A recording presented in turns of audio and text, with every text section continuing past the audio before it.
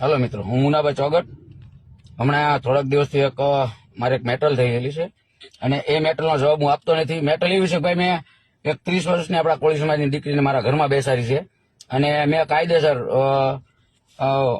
મૈત્રી કરાર કર્યા છે, પણ એનો ભાઈ, છોકરીની ઉંમર 30 વર્ષ છે, સમજી લો। અને આવતીકાલથી બધા જવાબ હરેશ રાઠોડ જે બોલી રહ્યો છે ને, છોકરીનો ભાઈ, એના આવતીકાલે બધા જવાબ હું આપીશ। અત્યાર લગી સૂપ એટલે હતો કે ભાઈ આપણે કઈ બોલવું નથી।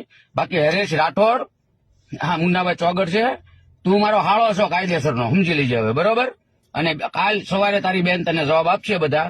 અત્યાર લગી હું એને ના પાડતો હતો, હરેશ રાઠોડ, હો, હવે આ મુન્નાભાઈ તારા બનેવી અને તું મારો હાળો, અને તું ફાડી નાખજો મને તારામાં તેવડ હોય ને તો, બરોબર? બાકી હું શું કરી શકું ને, તને ખ્યાલ છે ને, સમજી જો ને તું હરેશ રાઠોડ। અત્યાર લગી બહુ મેં તારું સહન કર્યું છે, બરોબર? હવે તું જોઈજે, કઈ તું એમ ન માનતો કે મુન્નાભાઈ તારી બીક થી વહી જાય। તારી બેને મને કીધું હતું કે તમે ના સામે રહો ને તો બાકી માથાકૂટ થાય અને તમે એને મારો કે તમને કાલે વારે ઓલું થાય તો મારે સાંભળવાનું થાય।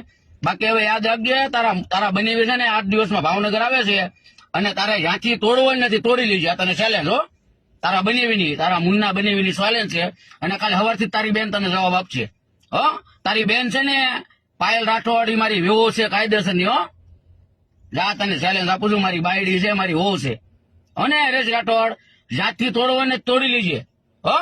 તું તારી બેનને 5 લાખમાં કુંભારના ઘરે આપવા માંગતો હતો, વાણિયાના ઘરે દેવા માંગતો હતો અને તારી બેનને 30 વર્ષની કરી। કેટલા વર્ષની?